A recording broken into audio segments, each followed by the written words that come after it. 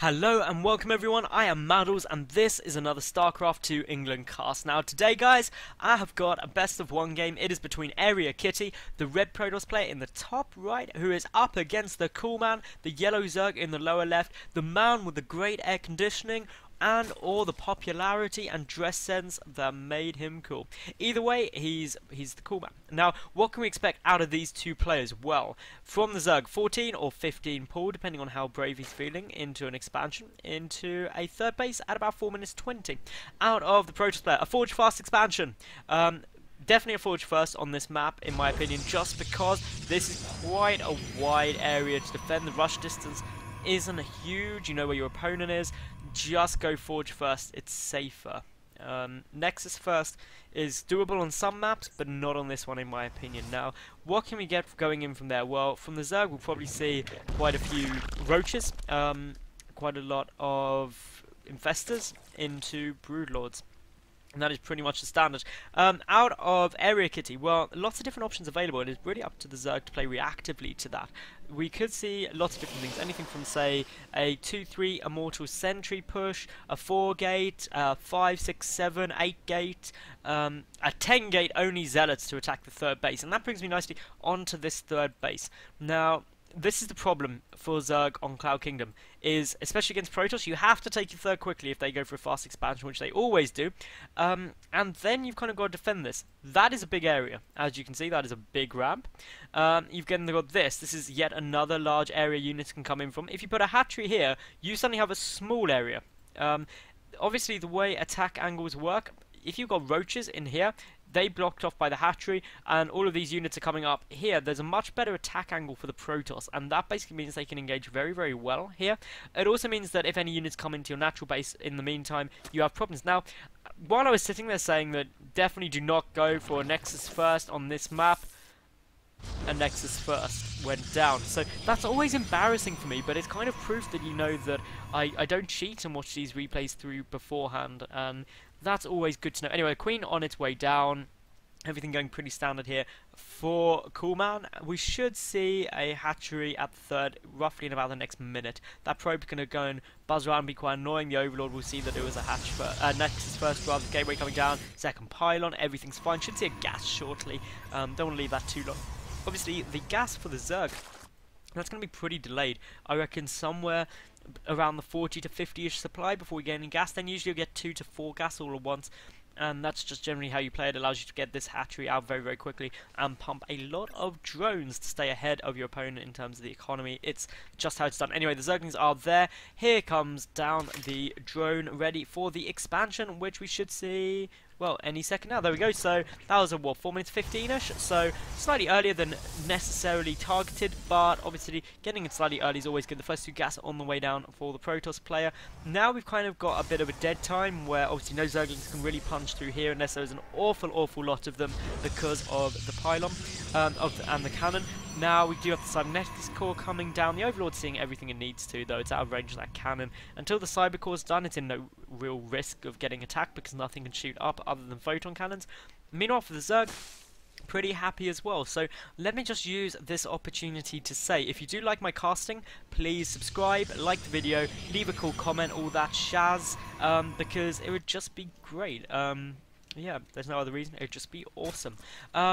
Well, looking around the map now, we still don't have too much going on, and this is really characteristic of ZvP. You won't really see anything until about 7-8 minutes-ish. At least that's the earliest you tend to see any kind of aggression. We do have a Stalker on its way out now, so that Overlord needs to hightail it out of there, just up onto these rocks here, and then kind of shizzle around and kind of sit here is a good place for the Overlord. Just anywhere where I can see that ramp to know if any units are coming out of it. Now, Stargate coming down. Where's that Stargate? Very hidden.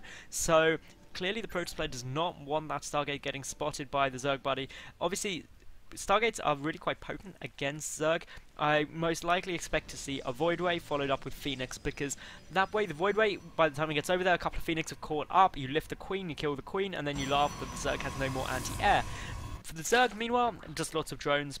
We do have the first 2 gas on their way, well, just over 50 supplies, so precisely where they should be. Lots more drones on the way, because drones are drones are drones, and a Phoenix, so no Void Ray, just pure Phoenix now. Still very potent, you get an awful lot of Phoenix out very, very quickly, and you can start lifting drones and killing drones and laughing at dead drones, and lifting queens and killing queens and laughing at dead queens, which is really the staple of what Protoss like to do to Zerg players. It's always good. It stops them getting up to that kind of 72 worker count, which is oh so dangerous.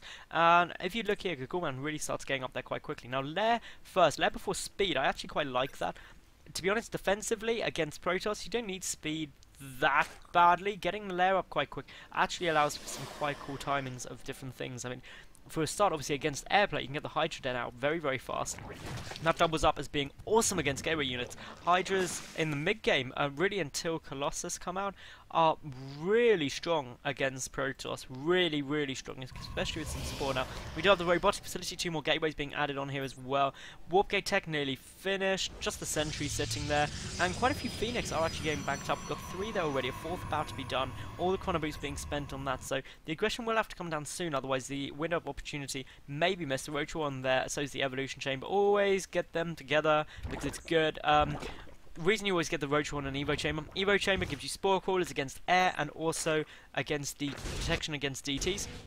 The Roach one gives you those beautiful, beautiful roaches, which are great against ground units. Now, what neither of them give you is a great way to deal with Phoenix, as we're seeing here. Now, there's 3 Overlords sitting there. The Queen should get lifted, and then the Overlords can pretty much die. We do have Spore Crawlers getting started, though. More Queens on their way over, and this could get shut down pretty easily, to be honest. There's a lift, and the Queen survives with like 1 HP, but here goes yet another lift for more Queens on their way over. This is going to be very, very frustrating, and in this situation, always target the lifting Phoenix, because that way you're in a really good position. Now, the important thing to note is that obviously Spore Crawlers are coming down, but all the Queens have got picked off. Now, that is a loss in itself, because that means no more injects are going down. There's a grand total of 0 lava injects available right now, which means that the Zerg player is going to have far too few lava and far too few units and drones, and his money will start banking up very high, especially with that many workers already out. The 3rd base being taken by the Protoss player. Meanwhile, these Phoenix just, well, zipping around doing some damage. In terms of the loss tab, 980 to 300, so 3 times more resources lost for the Zerg compared to the Protoss. Lots of Spore Crawlers forced as well. That is, of course, resources. Now look at how high the Coolman's resources get high.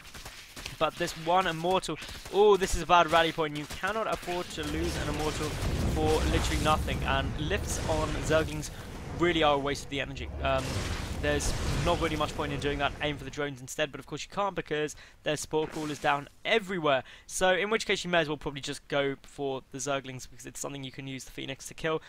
More Phoenix getting pumped down. I'm not sure I agree with that, because you already know there's Spore Crawlers everywhere. But we've got small lifts going down, and these Zerglings can probably just get picked off one at a time. Meanwhile, a good wall off here, double photon cannon, double gateway. That makes it nice and secure. Once the Protoss is on 3 bases, you know you've got problems. We do, of course, have the robotics bay on its way, the first Colossus on its way out, the 4th base for the Zerg on its way down as well. Now, the Zerg's money really a bit more under control, up to 70 workers, needs another wave of workers, to be honest. The first Infestors coming out as well. So really, this is a real fast teching game. We do have the 1-1 upgrades just started for the Zerg. Looking down here, we've got the probe transfer going on. Obviously, the Protoss player is catching up in the worker count. You need to be careful of that with Zerg, that even though you're taking more bases, you need to get some more workers as well to keep up economically. Phoenix coming in, we should see a fungal growth. There we go, bam! And, well, now we can see a lot of dead Phoenix, most likely. 3 fungal growths will be needed.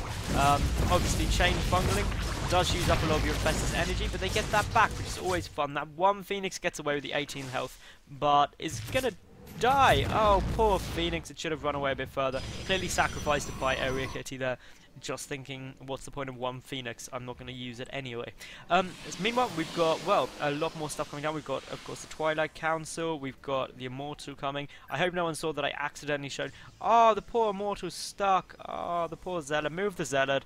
The Immortal's like twitching. It's getting all aggravated. It's like it's got ADHD or something. But anyway, here we go. We've got all these rocks getting taken down. Of course, this is a great thing to do with Zerg. Take down the rocks, because, to be honest, you don't want to be fighting in chokes. It makes the life of this Protoss player so much easier, especially with force fields. The 1-1 upgrades on the way, Burrow on their way, Roaches on their way as well. And what is the worker count like? Still at just over 70. Get more workers, Zerg players. You've got 4 bases, you need more than 70 workers.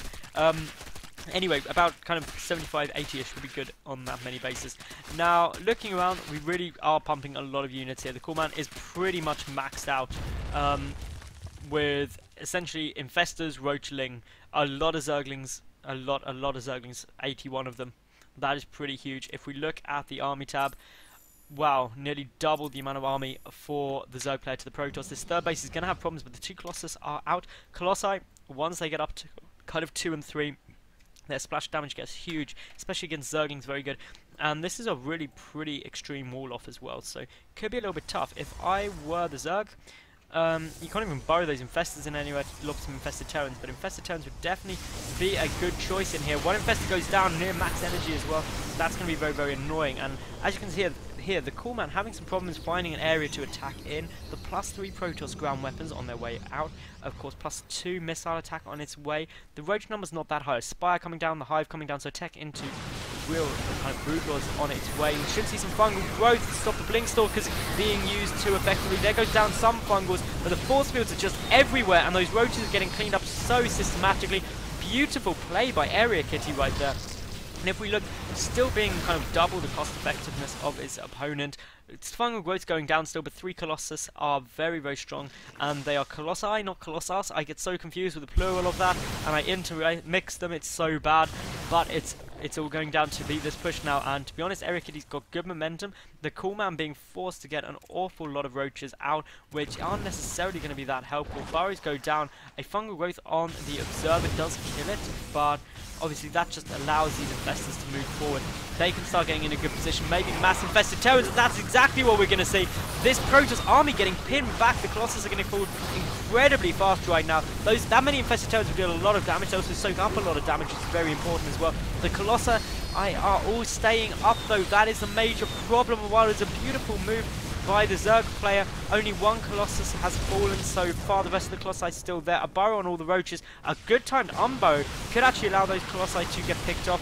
And here we go. That's precisely what we're going to see. Bit of focus fire down, another reburrow with no Observer. Obviously no way to see those burrowed units, which is very annoying. There's a War Prison there though for the resupply. And to be honest, areaKitty looking like just the momentum is going to carry him into the win right now. I mean, that Infested Terran play was quite beautiful, not going to lie, but all of the Infestors are out of energy. That is in itself a bit of a problem, but looking here, just wow. This is a very, very strong push. +3 Protoss ground weapons about to kick in. There's a handful of roaches, but they're not fighting in a very nice angle. The 3 Colossi are still there. That means the roaches just get absolutely shredded by that amount of damage. And while those 3 Colossi stay up, admittedly the Corruptors are hitting the field now, but I fear it might just be too late. The War Prison being used to get even more in, and there's the GG. Well played from Coolman. So areaKitty with what was a great little counter push. Really nice play. Anyway guys, if you did enjoy, subscribe, like, leave a cool comment, and well, follow me on Twitter. I'll see you tomorrow for another new cast. Bye for now.